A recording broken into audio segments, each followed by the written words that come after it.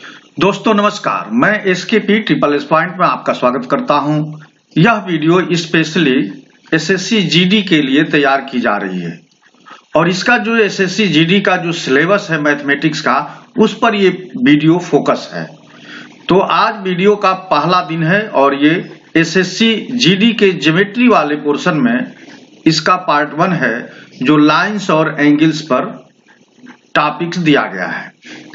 तो lines and angles के बारे में आज हम लोग बात करेंगे इस वीडियो में। तो आप देखिए शुरू से अंत तक इस वीडियो को, और लाइंस एंड एंगल के जो बेसिक कॉन्सेप्ट हैं और जिन पर क्वेश्चंस बन सकते हैं, वो सारी बातें इस वीडियो में की जाएंगी।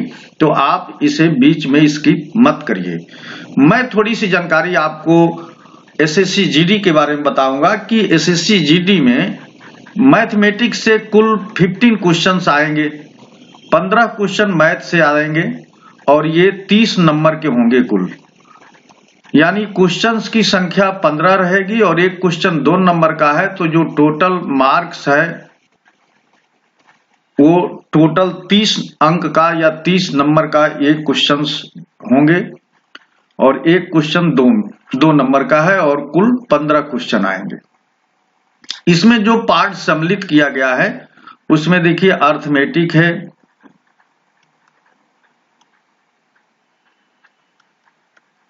अरिथमेटिक है, इसके बाद दूसरा है अलजेब्रा, तीसरा है ज्योमेट्री और चौथा है मेंसुरेशन।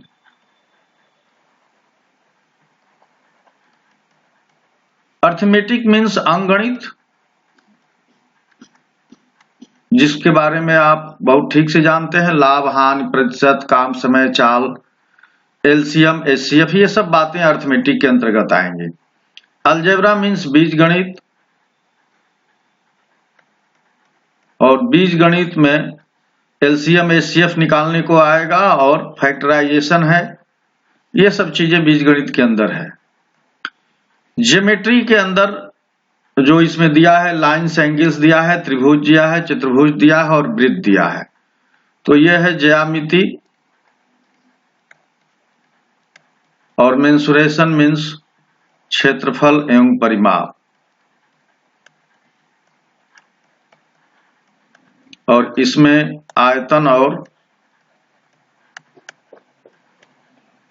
पृष्ठ क्षेत्रफल भी है। तो ये 4 मेन टॉपिक्स हैं, जिसमें पहला अंकगणित यानी अरिथमेटिक, अलजेब्रा, ज्योमेट्री और मेंसुरेशन। तो मैं इसमें से ज्योमेट्री शुरू कर रहा हूं, क्योंकि ज्योमेट्री पर बहुत से कम फोकस लोग करते हैं, या बहुत ऐसे स्टूडेंट हैं जो ज्योमेट्री कम समझी जानी होती है। तो मैं ये सोचा हूं कि ज्योमेट्री से ही आपकी बात शुरू करें और ज्योमेट्री को आपके अंदर ज्योमेट्री के प्रति जो डर है, जो भय है, उसे दूर किया जाए और आप इजीली क्वेश्चंस को सॉल्व कर सकें।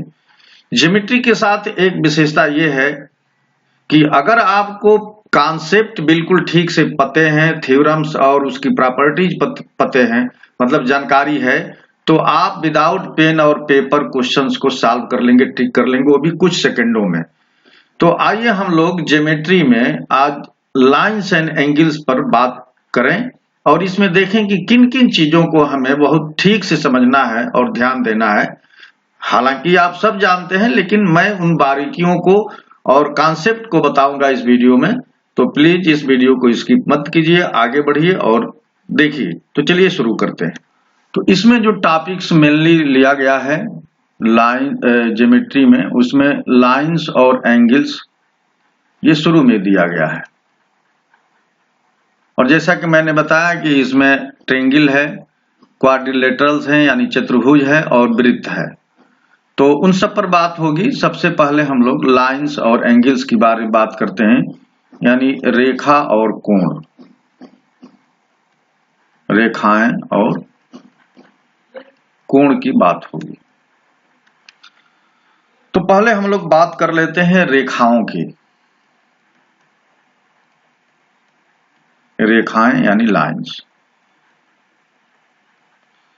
तो लाइंस की जब बात करेंगे तो लाइंस कहते किसे हैं और किसे मानेंगे, तो इसकी परिभाषा की जरूरत होगी। परिभाषा क्या होती है? किसी भी चीज की सबसे कम शब्दों में पहचान होती है। तो रेखा की डिफिनीशन क्या है, यानी लाइंस की डिफिनीशन क्या है, ये हम लोग समझेंगे। तो लाइन एक ऐसा कर्वेचर है जिसकी त्रिज्या 0 है, यानी कर्वेचर समझ रहे हैं। चलिए, ये थोड़ी सी अगर कठिन हो रही है शब्दावली, तो मैं ये कहूं कि दो बिंदुओं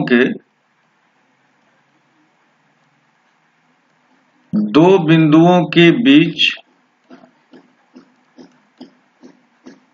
सबसे छोटी दूरी को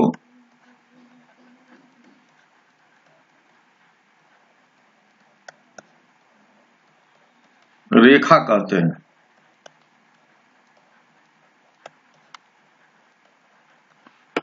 अब दो बिंदुओं को समझ लीजिए, मान लीजिए एक बिंदु यहां P है और एक बिंदु यहां पर Q है। अब हम आपको ये बताना चाहते हैं कि इन दोनों बिंदुओं की दूरी निकालने के लिए एक तो आप ऐसे भी जा सकते हैं, आप चाहें तो ऐसे जा सकते हैं, आप चाहें तो कोई और रास्ता अपना सकते हैं, आप चाहें तो ऐसे जा सकते हैं घूम घाम के। लेकिन जो सबसे छोटी दूरी होगी वो एक सीधी रेखा होगी। तो हमको ये सारी दूरियों को नहीं लेना है, सबसे छोटी दूरी को, और सबसे छोटी जो दूरी होगी वो एक सीधी रेखा होगी। एक सीधी रेखा दो बिंदुओं के बीच की जो सबसे छोटी दूरी होगी वो एक सीधी रेखा के थ्रू ही हो सकती है। तो दो बिंदुओं के बीच सबसे छोटी दूरी को रेखा कहते हैं। रेखा की विशेषता क्या है? तो रेखा की विशेषता यह है कि रेखा में केवल लंबाई होती है, लंबाई, रेखा की कोई चौड़ाई नहीं होती। तो रेखा की केवल लंबाई होती है।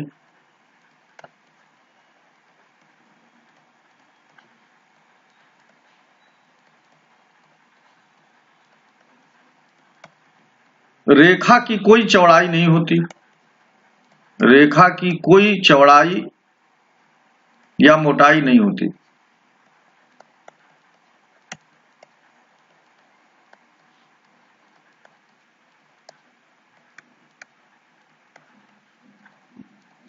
ये जान लीजिए, रेखा न तो मोटी होगी न तो चौड़ी होगी, बिल्कुल सीधी होगी और वो सीधी ही जाएगी।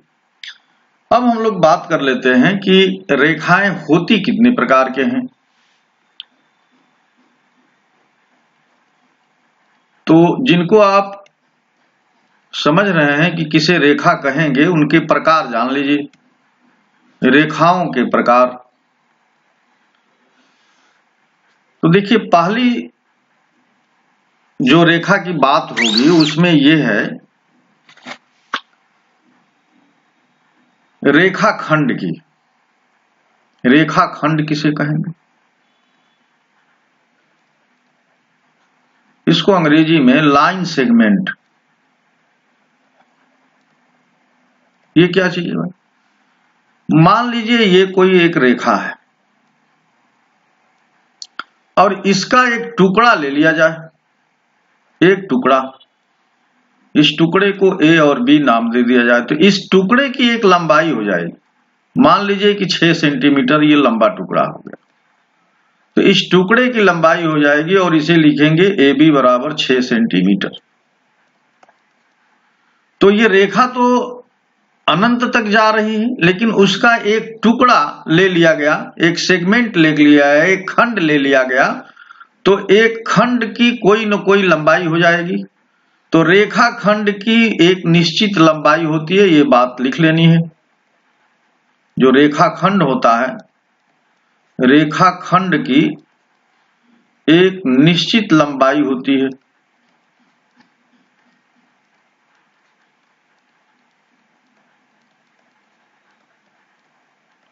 यानी जो भी रेखा खंड होगा उसकी कोई न कोई लेंथ होगी और उस लेंथ को हम लोग नाप सकते हैं, जैसा कि मैंने आपको ये फिगर के थ्रू दिखाया। दूसरी इसमें जो रेखा है उसको बोलते हैं किरण, या अंग्रेजी में इसे रे कहते हैं, रे। अब रे कैसी होती है? रे कोई भी हो सकती है, इसका एक सिरा ओपन होता है, ओपन मीन्स ये अनंत तक जा सकता है, और एक सिरा बंद होता है यानी क्लोज होता है। इधर अब ये रेखा बढ़ नहीं सकती। तो ऐसी रेखा जिसका एक सिरा ओपन हो यानी खुला हो, वो अनंत तक जाए, और दूसरा सिरा बंद हो, ऐसी रेखा को किरण कहते हैं। ये है किरण। तो किरण कोई भी हो सकती है, किसी भी डायरेक्शन में जा सकती है, बस शर्त यह है कि उसकी एक इंड बंद होता है, क्लोज होता है, और दूसरा इंड ओपन होता है। तो किसी भी प्रकार की किरण हो सकती है। तो किरणों के अलग अलग प्रकार हो सकते हैं, उनकी डायरेक्शन अलग अलग हो सकते हैं। बस शर्त इतनी है, बस कंडीशन इतनी है कि उसका एक सिरा बंद होता है और एक सिरा खुला होता है। तो जब एक सिरा खुला हो गया तो इसकी भी लंबाई नापना कठिन हो गया। तो किरण की लंबाई अनिश्चित होती है या अनंत तक होती है। किरण की लंबाई अनिश्चित होती है, इसको हम निश्चित नहीं कर सकते, क्योंकि एक तरफ जब इसका मुंह खुला है तो ये अनंत तक जाएगी, और उसे अनंत तक जाएगी तो मेजर करना कठिन है। और तीसरी इसमें जो रेखा है उसको कहते हैं रेखा ही। अब ये जो रेखा है इसके दोनों इंड खुले हुए हैं, यानी इधर भी इनफाइनाइट माइनस या प्लस जो भी कहें, और इधर भी इनफाइनाइट। तो दोनों मुंह ये ओपन है। तो ये जो रेखा है इसकी भी लंबाई नाप नहीं सकते। तो रेखा की लंबाई अनिश्चित होती है।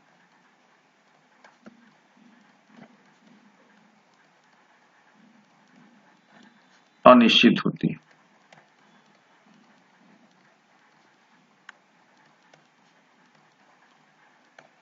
तो आपने देखा कि रेखाओं को हम तीन तरीके से जाने, पहला रेखाखंड, दूसरा किरण, और तीसरा रेखा।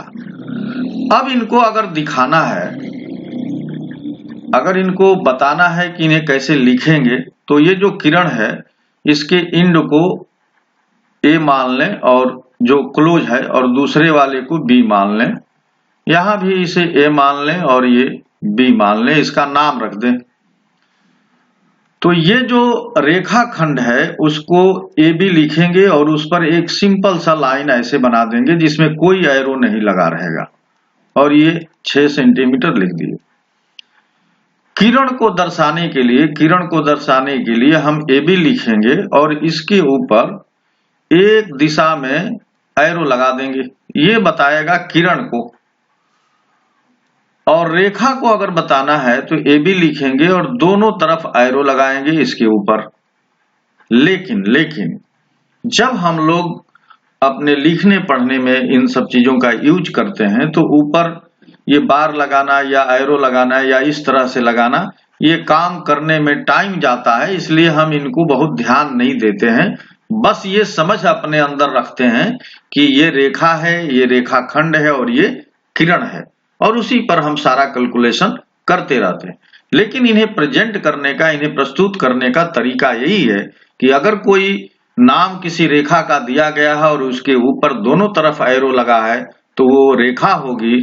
अगर एक तरफ एरो लगा है और एक तरफ नहीं लगा है तो वो किरण होगी, और अगर किसी तरफ एरो नहीं लगा है तो वो रेखा खंड होगा। तो ये चीज आपको समझना होगा। आइए अब हम लोग बात कर लेते हैं कि मूल रूप से रेखाएं दो प्रकार की हैं। रेखा का एक और प्रकार, तो रेखा का जो ये प्रकार है वो क्या बताता है भाई? ये कहता है कि एक सीधी रेखा की बात करता है, सीधी रेखा यानी स्ट्रेट लाइन।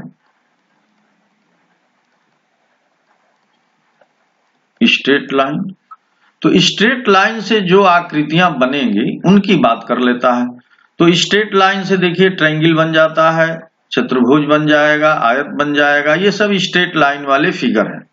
सीधी रेखा पर।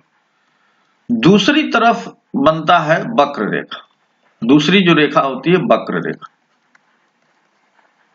वक्र रेखा को हम लोग कर्व्ड लाइन बोलते हैं।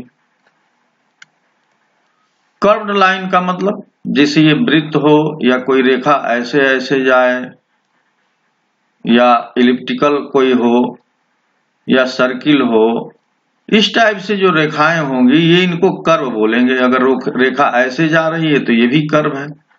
यानी यहाँ पर सीधी रेखा का कोई बात नहीं होगी, वो सब रेखाएं कर्व्ड होंगी। कर्व्ड माने वक्र होंगी, टेढ़ी मेढ़ी होंगी, और यहाँ पर जो रेखाएं होंगी वो सीधी होंगी। तो रेखा मूल रूप से सीधी होती है और वक्र रेखा होती है। तो सीधी रेखा और वक्र रेखा दोनों के अलग अलग फिगर हैं, जैसा कि हम लोग यहाँ पर देख रहे हैं। यदि एक समतल में यानी एक प्लेन में दो या दो से अधिक रेखाएं हैं तो क्या होगा, या उनको क्या कहेंगे? एक समतल में यानी प्लेन में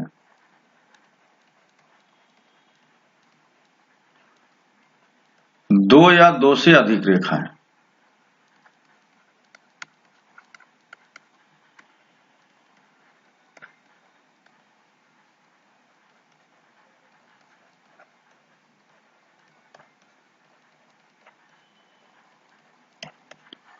तो यहां पर देखिए एक समतल में दो या दो से अधिक रेखाएं हैं तो तीन स्थितियां हो सकती हैं। पहली स्थिति क्या हो सकती है कि दो रेखाएं प्रतिच्छेद करें।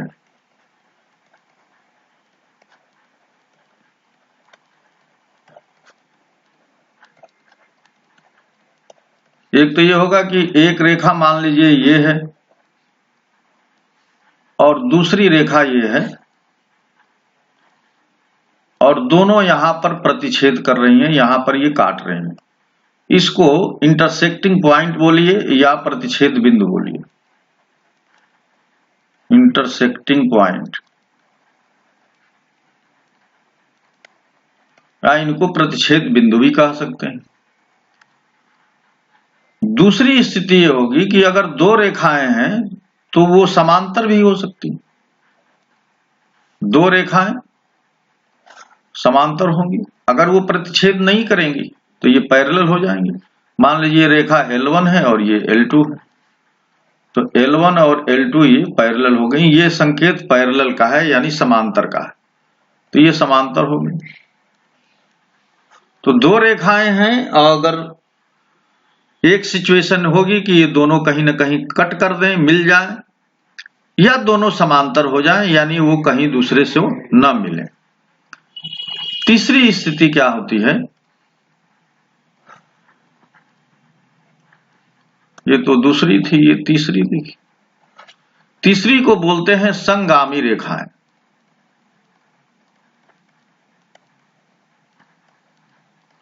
इनको बोलते हैं समांतर रेखाएं,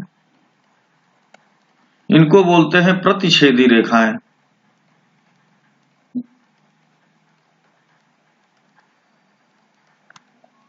तो प्रतिच्छेदी रेखाएं, समांतर रेखाएं और संगामी रेखाएं। संगामी रेखा का क्या मतलब हुआ?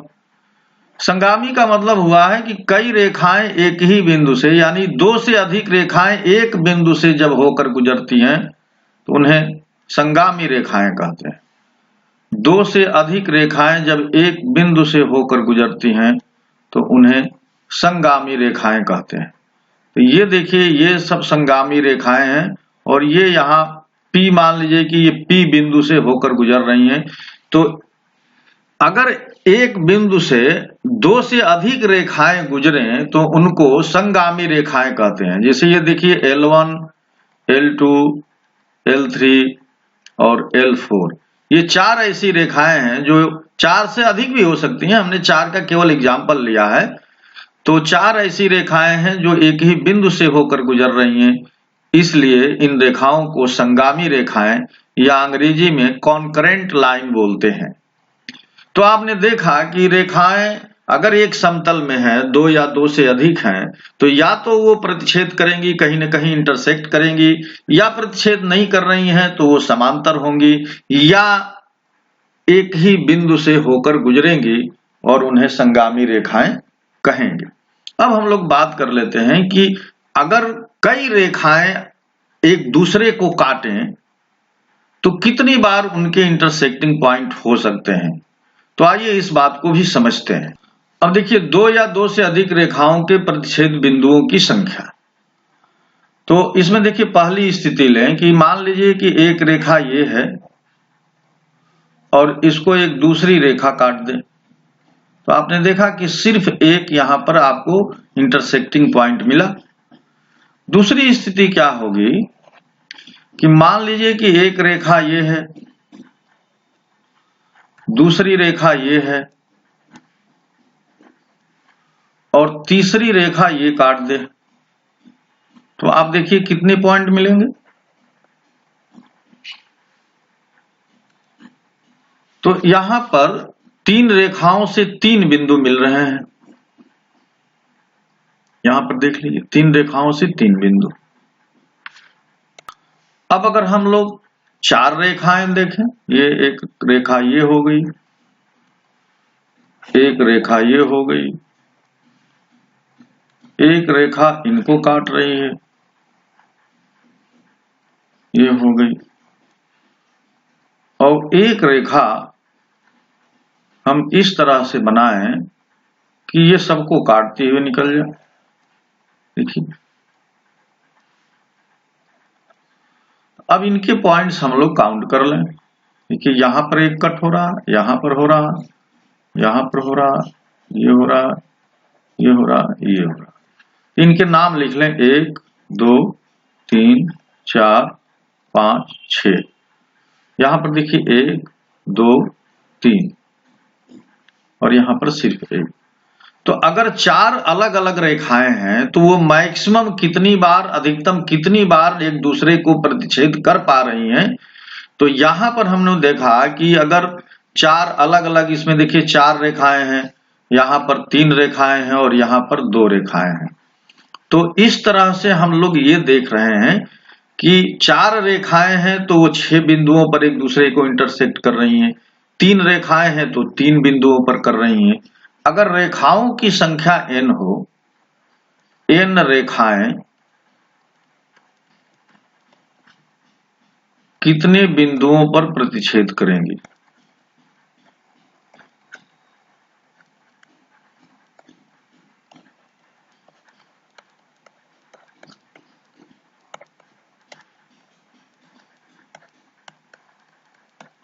तो इसका उत्तर है प्रतिच्छेद बिंदुओं की संख्या बराबर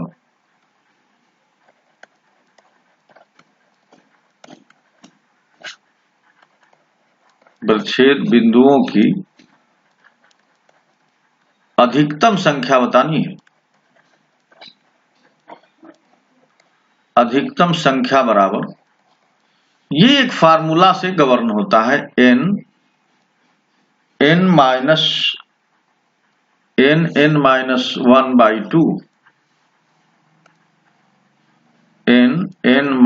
1/2। अब देखिए n क्या है, n रेखाओं की संख्या है, ये रेखाओं की संख्या है, और ये जो निकलेगा इससे वो प्रतिच्छेद बिंदुओं की संख्या है। तो अगर हम n बराबर 4 ले लें, जैसा कि यहां हम लोग देख चुके हैं, तो देखें कि ये फार्मूला काम कर रहा है कि नहीं। तो n बराबर 4 रख लिए, तो 4 गुणे, देखिए 4 में से 1 निकल गया 3, और ये बटा में 2 है, तो 2 से 2 बार में 4 कट गया और ये 6 बिंदु मिल गए। तो ये फार्मूला बिल्कुल सही है। ये आपको बता देगा कि अगर n रेखाएं, n माने कोई भी नंबर, 12 14 18 20 कोई भी नंबर ले लीजिए, अगर वो एक समतल में एक दूसरे को प्रतिच्छेद कर रही हैं तो अधिकतम प्रतिच्छेद बिंदुओं की संख्या क्या होगी। ये फार्मूला आपको बता देगा कि अधिकतम प्रतिच्छेद बिंदुओं की संख्या क्या होगी। आइए अब हम लोग कोण की बात करते हैं कि अब रेखाओं की बात हो गई कि रेखाएं कितने तरह की होती हैं। अब कोण की बात करेंगे। कोण रेखाओं से ही बने हैं। एक रेखा के दूसरी रेखा पर जो झुकाव की माप है वही कोण है। देखिए, एक रेखा पर दूसरी रेखा के झुकाव की माप को, मेजरमेंट को कोण कहते हैं। अब जैसे यहाँ पर चित्र में दिया गया, मान लीजिए कि ये L1 एक रेखा और ये L2 एक रेखा है। तो L1 रेखा पर L2 रेखा का झुकाव आप दो तरीके से देख सकते हैं। L1 से L2 पर झुकाव आप दो तरीके से देखेंगे। अगर ये घड़ी की सुई के विपरीत दिशा में आप नाप रहे हैं, यानी एंटी क्लॉकवाइज नाप रहे हैं, CLOC के वाइज, तब जो एंगल मेजर होगा वो प्लस लिया जाएगा, पॉजिटिव एंगल लिया जाएगा, यानी एंगल को पॉजिटिव कहेंगे। अगर आप झुकाव को नीचे की तरफ यानी घड़ी की सुई की दिशा में अगर नाप रहे हैं, यानी ये क्लॉकवाइज नाप रहे हैं, तो ये निगेटिव एंगल इसको कहेंगे, यानी इसका अगर यूज करना होगा तो इसे निगेटिव मानेंगे। और दोनों एंगल एक ही बराबर हैं, ये निगेटिव में है और ये पॉजिटिव में है। दोनों इस रेखा से इतने ही एंगल बना रहे हैं। अब इधर से भी आप देख सकते हैं कि अगर हम इस साइड से नापें तो ये कोण और ये कोण देखिए बराबर होंगे, अपोजिट वर्टेक्स एंगल कहते हैं। और इसको भी अगर यहां से इसको नापें ऐसे यानी क्लॉकवाइज, तो वो ये एंगल जो होगा वो इस एंगल के बराबर होगा, यानी ये एंगल और ये एंगल सेम होंगे। तो रेखा को, एक रेखा का दूसरी रेखा पर झुकाव की माप को कोण कहते हैं। अगर झुकाव क्लॉकवाइज है तो पॉजिटिव निगेटिव लिया जाएगा, और झुकाव को के माप को अगर सुई के घड़ी की सुइयों के विपरीत दिशा में ले जाते हैं तो एंटी क्लॉकवाइज अगर नापते हैं, मेजर करते हैं, तो उसे पॉजिटिव चिन्ह लिया जाएगा। अब कोण मापने की तीन पद्धतियां हैं। तो कोण मापन की पद्धतियां,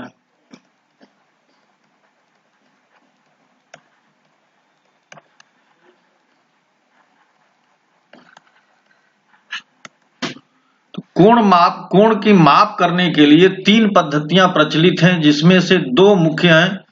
तो इसमें से जो पहला है वो तो डिग्री है,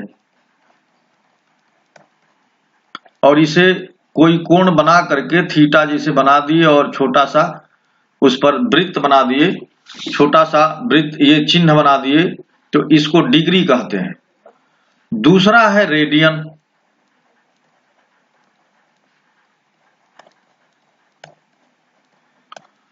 रेडियन को अगर प्रदर्शित करना होता है तो मान लीजिए ये थीटा बना दिए और ऊपर छोटा सा सी बनाते हैं, सी मीन सर्किल। और तीसरी जो पद्धति है कोण मापन की वो है ग्रेड।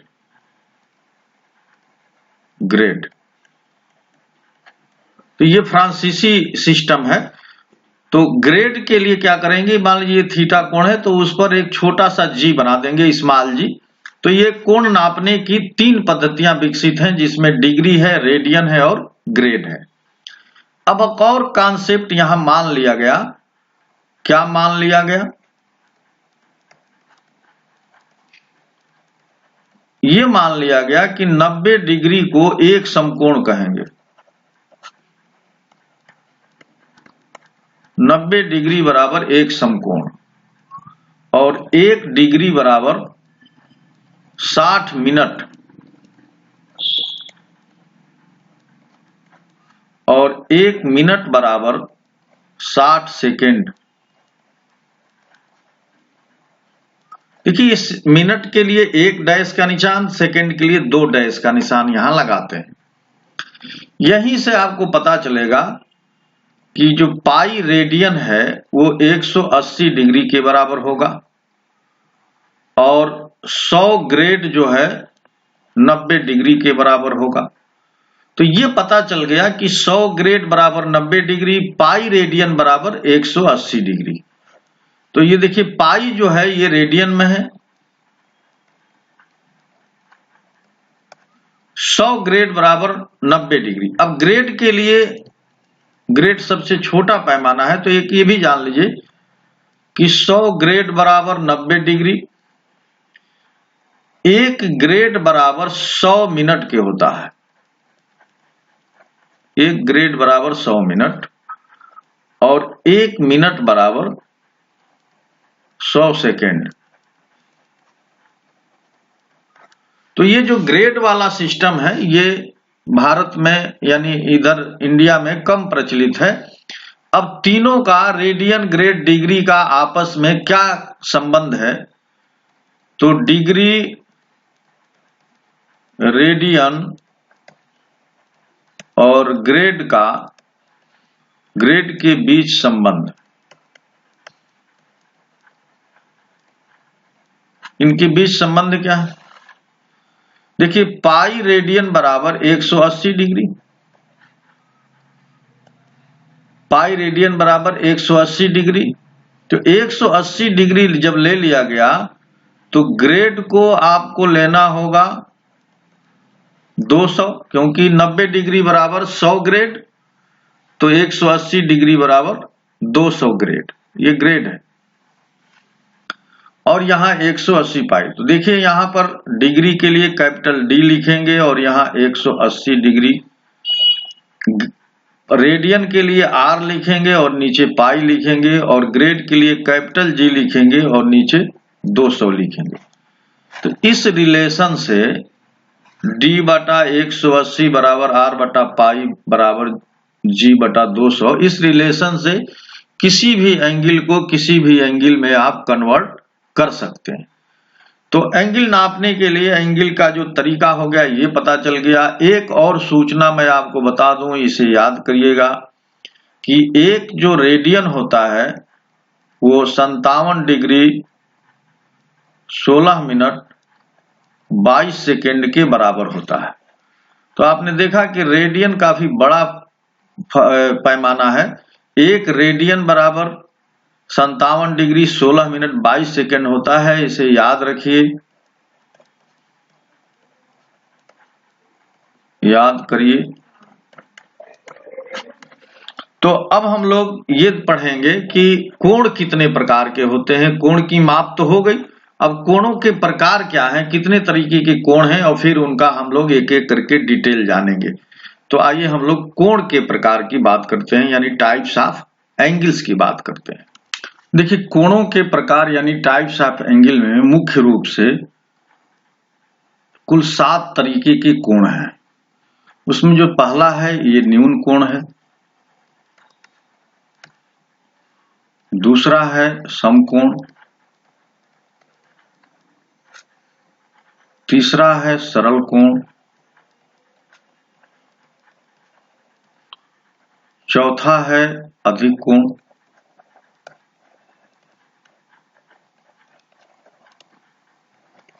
पांचवा है बृहद कोण,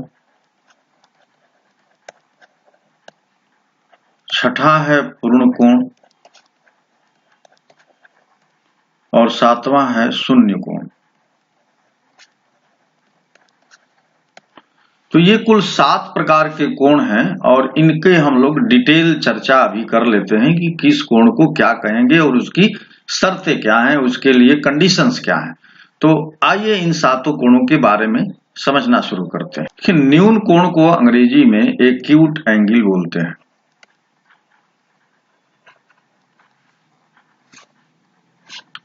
अब इसके लिए शर्त क्या है कि वह कोण जो 90 डिग्री से छोटा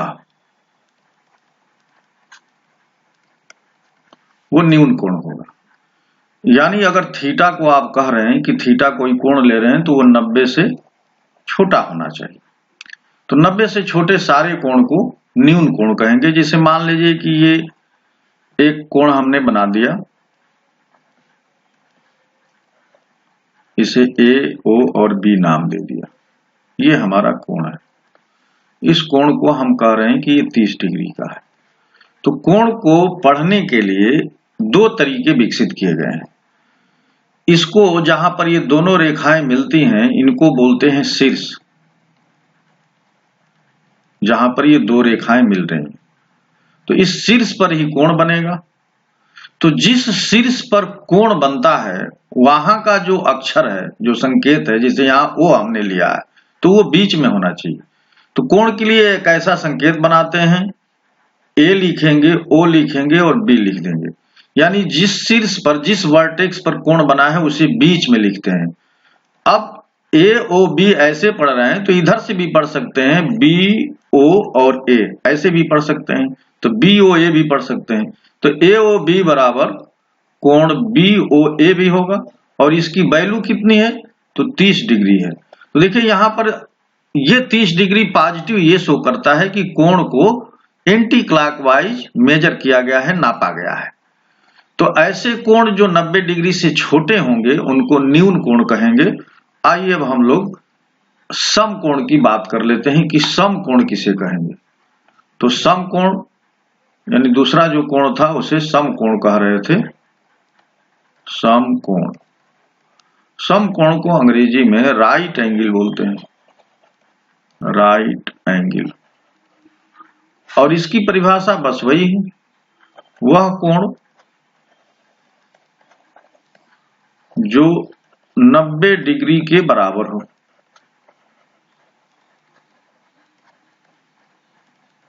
तो 90 डिग्री के बराबर वाले कोण को सम कोण कह देंगे।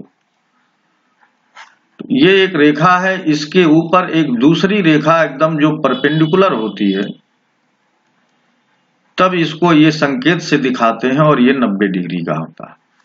अब इसका हम नामकरण कर दें तो ये ए, इसे ओ और इसे बी, तब ये कोण हो गया ए ओ बी, या कोण बी ओ ए बराबर 90 डिग्री। 90 डिग्री के लिए अगर कोई दो रेखाओं के बीच में 90 डिग्री का कोण है तो यहां पर एक छोटा सा वर्ग बना देते हैं। ये बात ध्यान रखनी है कि एक छोटा सा यहाँ वर्ग बना देते हैं, ये जैसे हमने बना दिया है। यानी अगर आप कोण बना के ऐसे बना दिए तो ये लिखने की जरूरत नहीं है, ये पता चल जाएगा कि ये दो रेखाएं आपस में लंब हैं और इनके बीच 90 डिग्री का कोण है। तो आपस में लंब रेखाओं के बीच 90 डिग्री का कोण होता है, ये बात भी याद रखिए। अगर दो रेखाएं लंब हैं तो उनके बीच 90 डिग्री का कोण है, यानी वो समकोण पर एक दूसरे को काट रही हैं। तीसरे कोण की बात करेंगे। अब देखिए तीसरा कोण है सरल कोण या रिज कोण, इसे अंग्रेजी में स्ट्रेट एंगल बोलते हैं। तो सरल कोण क्या है भाई, वह कोण जो 180 डिग्री के बराबर होता है।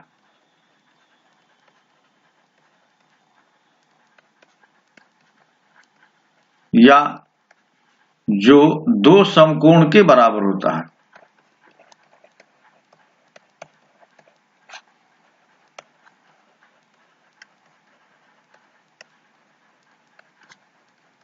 तो सरल कोण उसे कहते हैं। अब देखिए ये एक रेखा थी, इस रेखा को घुमा करके ये O है और ये A है, इसको अगर घुमाया जाए, ऐसे घुमाया जाए और इसे बिल्कुल सीधा कर दिया जाए, तो सीधा करने के बाद मान लीजिए ये रेखा यहां आ जाए ऐसे,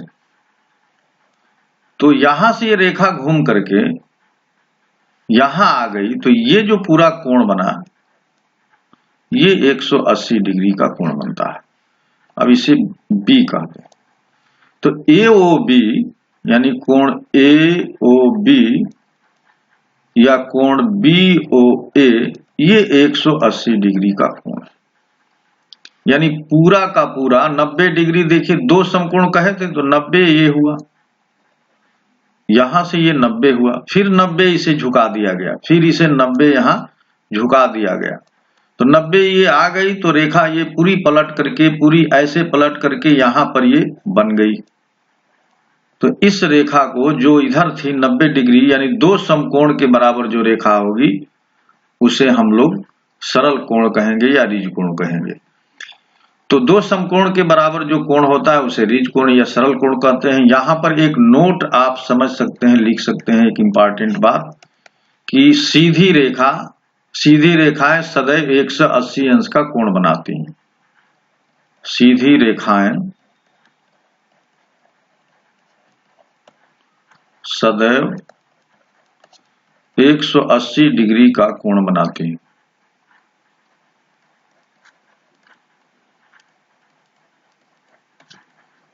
ये बात आपके दिमाग में रहनी चाहिए। यानी कोई भी अगर सीधी रेखा है तो ये मान लीजिए कि वो 180 डिग्री का कोण बना रही है।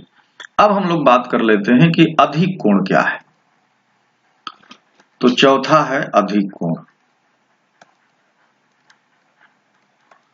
अधिक कोण को अंग्रेजी में ऑब्ट्यूस एंगल बोलते हैं। अब ऑब्ट्यूस एंगल की परिभाषा क्या है भाई? तो वह कोण जो 90 डिग्री से बड़ा किंतु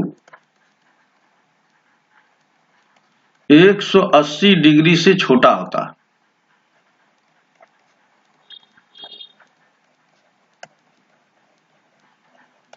वह अधिक कोण कहलाता है।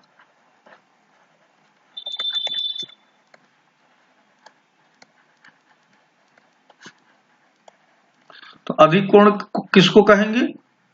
मान लीजिए थीटा अधिक कोण है, तो थीटा जो डिग्री होगा ये 90 से बड़ा होगा और 180 डिग्री से छोटा होगा। तो 180 डिग्री से छोटा किंतु 90 से बड़े वाले कोण को, जिसे मान लीजिए कि ये हमने लेखा खींच दिया और एक कोण हमने ये बना दिया, तो ये जो कोण है 90 तो यहां पर बना, 90 तो ये हुआ और 180 ये है। तो यहां से यहां तक देखिए, यहां से यहां तक ये 90 है और यहां से लेके यहां तक ये 180 है और ये 90 और 180 के बीच में जो ये रेड वाला है ये कोण बना है 120 डिग्री का। तो ये 90 से बड़ा है, 120 डिग्री क्या है? देखिए 120 डिग्री 180 डिग्री से छोटा है और 90 डिग्री से बड़ा है। तो ऐसे सारे कोण जो 90 से बड़े किंतु 180 डिग्री से छोटे होंगे उनको हम लोग अधिक कोण कहेंगे। तो ये ए है, इसको ओ अगर कह दें, ये बी है और ये सी कह दें। तो यहां पर एंगल AOC, ये वाला एंगल हमको लेना है, ये वाला AOC बराबर 120 डिग्री या COA बराबर, या कोण COA बराबर भी 120 डिग्री। तो अधिक कोण आपको पता चल गया कि अधिक कोण किसे कहें। अब हम लोग बात कर लेते हैं बृहद कोण की। तो बृहद कोण की बात करने से पहले हम लोग पूर्ण कोण की बात कर लें। तो पूर्ण कोण किसे कहेंगे? तो बृहद कोण बिल्कुल क्लियर समझ में आ जाएगा। तो पहले हम लोग बात कर लेते हैं पूर्ण कोण की। तो पांचवा है पूर्ण कोण। पूर्ण कोण को कंप्लीट एंगल भी बोलते हैं, कंप्लीट एंगल। अब ये क्या है? वह कोण जिसका मान 360 डिग्री के बराबर होता है।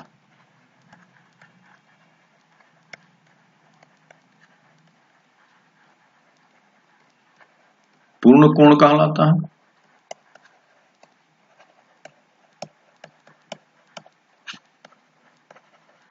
अब देखिए पूर्ण कोण कैसे बनेगा। मान लीजिए कि ये हमारी एक रेखा है और इस पर एक दूसरी रेखा है जो यहां से इसे चल करके यहीं पर आनी है। तो दूसरी वाली रेखा आ गई ये।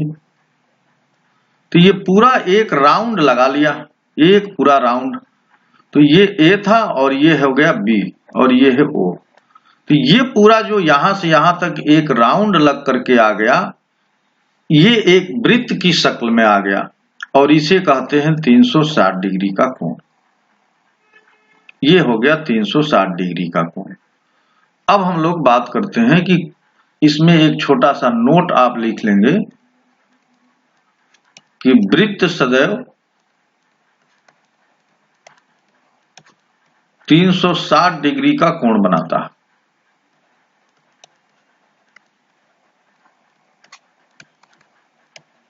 कोई भी वृत्त होगा तो उसे 360 डिग्री के कोण के रूप में मान सकते हैं। अब हम लोग बात करते हैं कि बृहद कोण क्या होता है। और ये हमारा पांचवा कोण था, छठा है बृहद कोण।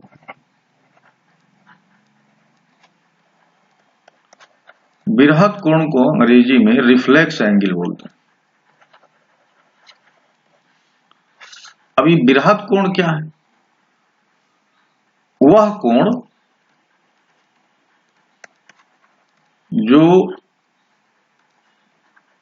कोण जो 180 डिग्री से बड़ा किंतु 360 डिग्री से छोटा होता है,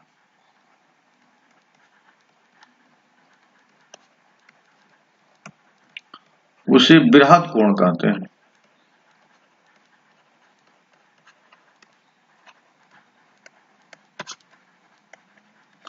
तो अब बृहद कोण कैसे होगा भाई? देखिए, मान लीजिए कि ये आपने एक रेखा ले लिया, अब एक दूसरी रेखा जो कोण बना रही है वो यहां से आकर यहां तक आ गई।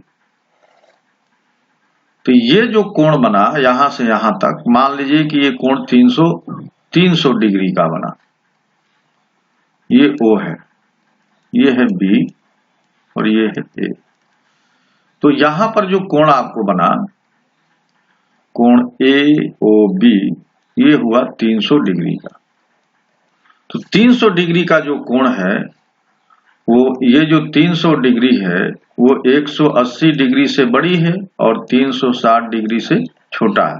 तो इस प्रकार के जितने कोण होंगे, जो 360 डिग्री, यानी अगर ये पूरा घूम करके यहां तक आ जाता तब 360 बनता, लेकिन उससे छोटा है।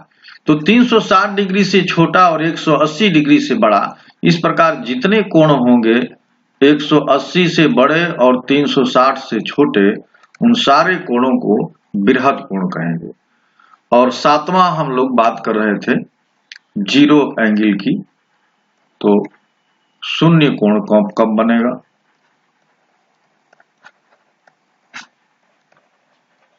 Zero angle. देखिए, एक रेखा जो है ये थी ए, और इस पर एक दूसरी रेखा, मान लीजिए एक दूसरी रेखा इसी पर लेटी रहे, ये वाली, और इसको हम लोग बी कह दें। ये O है और ये B रहे। तो देखिए, ये कोई राउंड नहीं ली, बल्कि एक रेखा जो A थी उसी पर B रेखा सोई हुई है।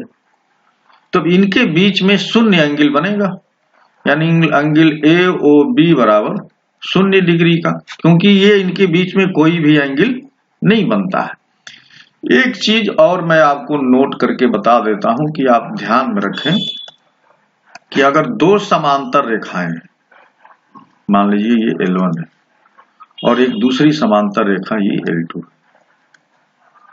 तो इनके बीच में 180 डिग्री का कोण बनता है, यानी ये दोनों रेखाएं 180 डिग्री पर हैं। अब वो कैसे? जैसे मान लीजिए कि ये रेखा ऐसी थी, दूसरी रेखा ऐसे आ जाए, तो ये 100 एकदम सीधी है। अब इस रेखा को उठा करके ऊपर कर दीजिए, यहां कर दीजिए, जो यहां पर थी इसे उठाकर यहां कर दिया। तो यहां ये एक साथ जब सीधी थी, एक साथ एक सिधाई में थी, तो इनके बीच में 180 डिग्री का कोण बन रहा था। अब इनको उठाकर आप यहां कर दिए। तो अगर आप सोचिए कि एक रेखा ये है और दूसरी रेखा बिल्कुल इसके सीध में है, बिल्कुल वो भी सीधी है, तो उन दोनों के बीच में अगर यहां पर आपने इसे रखा है तो इन दोनों के बीच में 180 डिग्री का कोण बन रहा। तो दो समांतर रेखाओं के बीच में दो स्थितियां होंगी, या तो 0 डिग्री का कोण बनेगा या 180 डिग्री का कोण बनेगा। तो ये बात ध्यान में रखते हुए आज का वीडियो मैं यहीं समाप्त करूंगा, और नेक्स्ट वीडियो में यानी पार्ट 2 में पेयर ऑफ एंगल्स पर बात करेंगे, जिसमें कोटि पूरक कोण, समपूरक कोण, आसन्न कोण, शीर्षाभिमुख कोण, संगत कोण और एकांतर कोण क्या होते हैं, रेखीय युग्म क्या होता है, ये सब बातें हम लोग करने वाले हैं। तो नेक्स्ट वीडियो में पेयर ऑफ एंगल्स की बात करेंगे, तो देखना ना भूलिएगा। वीडियो देखने के लिए आप सभी को बहुत बहुत धन्यवाद। और एक रिक्वेस्ट कि अभी तक आपने अगर मेरा चैनल सब्सक्राइब नहीं किया है तो प्लीज उसे सब्सक्राइब कर लीजिए ताकि आपको समय से नोटिफिकेशन मिलता रहे, और बेल आइकन को जरूर टच करिए ताकि जब भी मैं वीडियो अपलोड करूं आप तक पहुंच सके। फिर से आपसे मैं विदा लेता हूं इस शुभकामना के साथ कि आपकी तैयारी अच्छी होती रहे। नमस्कार।